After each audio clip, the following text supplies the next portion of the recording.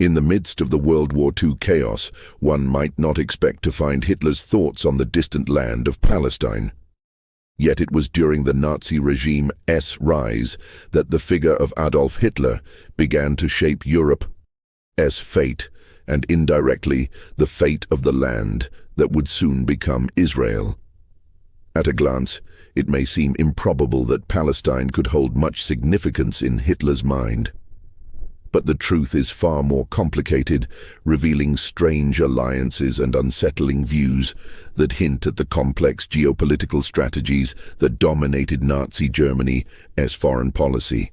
Palestine, under British mandate since the end of World War I, was on the radar of many international figures, including Hitler.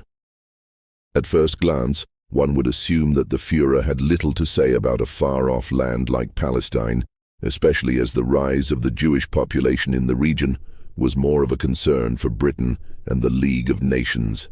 However, Hitler's ideological lens on the Jewish question, a central element in his twisted worldview, painted his thoughts on Palestine in an unexpectedly significant light. In fact, despite his vehement anti-Semitism, Hitler had an unusual perspective regarding Palestine and its Jewish population. The Nazis did not view the land as merely a distant issue. They considered it a key piece in the broader racial and geopolitical strategies of the era. But what made Hitler's viewpoint even more intriguing was his contradictory stance. While he vehemently opposed the Jewish presence in Europe, his thoughts on the Zionist movement in Palestine were less clear-cut and somewhat supportive at times. The most striking aspect of Hitler's policy towards Palestine came to light in the 1930s, when he began to see Zionism as a potential means to rid Germany of its Jewish problem. Through Nazi policies and speeches, Hitler hinted at a form of pragmatic cooperation with Zionist leaders in Palestine. In 1933, as the Nazis came to power, the Havara Agreement, a deal between the Third Reich and Jewish organizations, facilitated the emigration of German Jews to Palestine.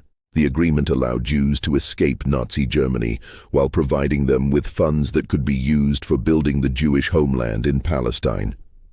The irony, of course, was that this deal aimed at ridding Germany of Jews while simultaneously supporting their settlement in Palestine. This surprising twist in Hitler's view of Palestine reveals the complexities of Nazi ideology, where racial purity and geopolitical advantage often intermingled. Did Hitler genuinely support the Zionist cause, or was he merely using it as a strategic move to further his genocidal agenda? Was Palestine merely a pawn in his broader vision for global domination? The answer is far from simple, but one thing is clear.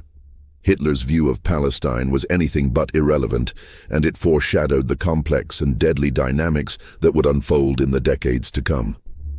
As the 1930s progressed, the complex relationship between Nazi Germany and Palestine began to take shape under the shadow of Hitler's broader vision for Europe. Despite his deeply entrenched anti-Semitism which targeted Jews everywhere, including those in Palestine, Hitler's strategic outlook revealed an unexpected alignment with Zionist leaders, motivated not by a shared ideology, but by the pragmatic need to solve the Jewish problem in a way that would serve his own ambitions. The Havara Agreement, signed in 1933, was more than just a diplomatic gesture. It was a glimpse into the darker utilitarian world of Nazi foreign policy. The agreement allowed for the transfer of German Jewish assets to Palestine, with the goal of facilitating the emigration of Jews from Germany. Although Zionist groups viewed the agreement as a means to advance their cause of establishing a Jewish state, Hitler's motives were far less idealistic. To him, sending Jews to Palestine was merely a method of expelling what he considered the Jewish plague from his newly reformed German Reich. It was not an endorsement of Jewish self-determination, but rather a cynical tool of ethnic cleansing that provided a seemingly feasible solution to the growing problem of the Jewish population within his territories. But why did the Nazis see value in collaborating with Zionist organizations? For Hitler and his inner circle, the Zionist goal of creating a Jewish homeland in Palestine was a matter of racial segregation rather than religious or cultural affinity. They believed that Jews, in their view, should be segregated from the Aryan populations, and Palestine, located far from Europe, was the ideal destination. Hitler had no illusions about the future of Jews in Palestine. He saw them as expendable pawns to be moved from one place to another, not as people with legitimate political or cultural aspirations. At best, his view of Zionism was one of indifference, using it as a convenient outlet to rid Europe of Jews without directly resorting to mass extermination. Meanwhile, Zionist leaders were navigating these treacherous waters, aware of the Nazis' intentions, but also keen on leveraging the political opportunity to establish a Jewish homeland. Though they were hesitant to openly collaborate with a regime bent on the destruction of European Jewry, their ultimate goal of a Jewish state in Palestine took precedence. The Havara Agreement provided them with the means to achieve this goal by securing Jewish immigration to Palestine, albeit at a terrible moral cost. However, the growing tension in Europe and the worsening situation for Jews under Nazi rule would soon overshadow any potential benefits of such an agreement. While some Zionists were eager to forge pragmatic relationships with Nazi Germany, others vehemently opposed any form of cooperation with the Nazis, viewing their actions as a betrayal of the Jewish community. This ideological divide within the Zionist movement mirrored the broader conflict within Jewish society at the time. Some believed that any means of securing a Jewish homeland, even under the most horrific circumstances, was worth the sacrifice. Others, however, saw this as a dangerous moral compromise that could lead to further suffering for the Jewish people. As the Nazis tightened their grip on Europe and the horrors of the Holocaust began to unfold, Hitler's manipulation of Zionism as a tool for his own designs faded into the background. The ultimate fate of Palestine, and the future of the Jewish people, would not be decided by Nazi Germany, but by the unfolding events of the Middle East, where the struggle for the creation of Israel was already in motion, independent of the Third Reich's machinations.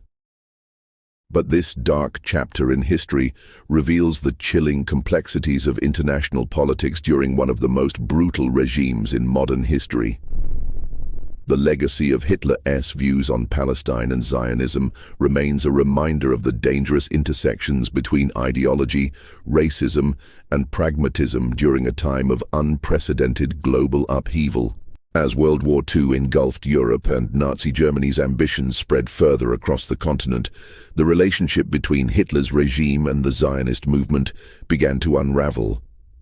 Initially, the pragmatic alliances that had been forged, particularly through the Havara Agreement, seemed to serve the interests of both sides, albeit for vastly different reasons.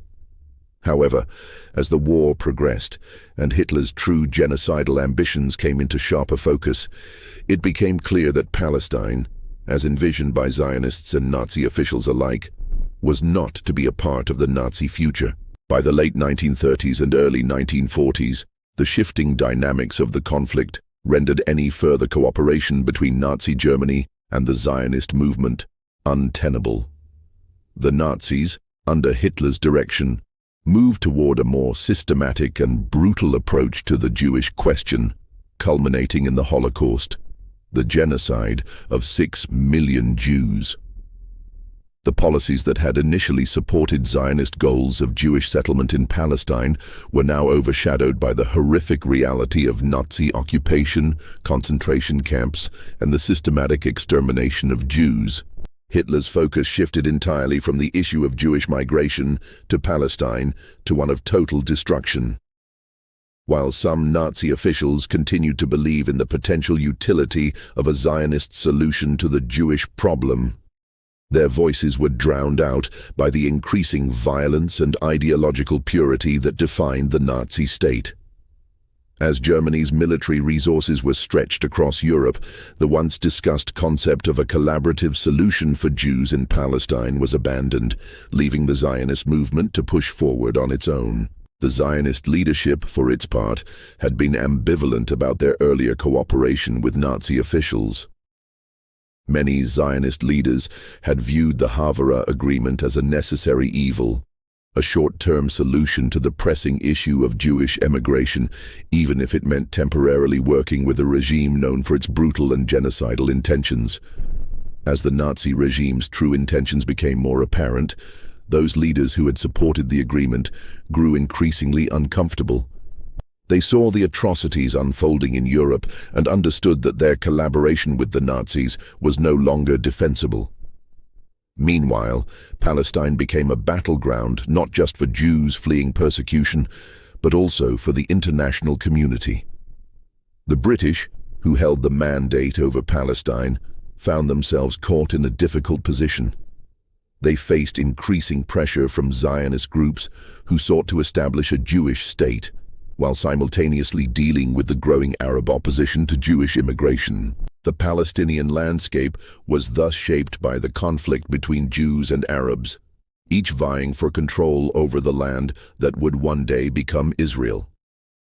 By the time the war came to a close, and the extent of the Nazi atrocities became fully known to the world, Palestine had already become an increasingly volatile region.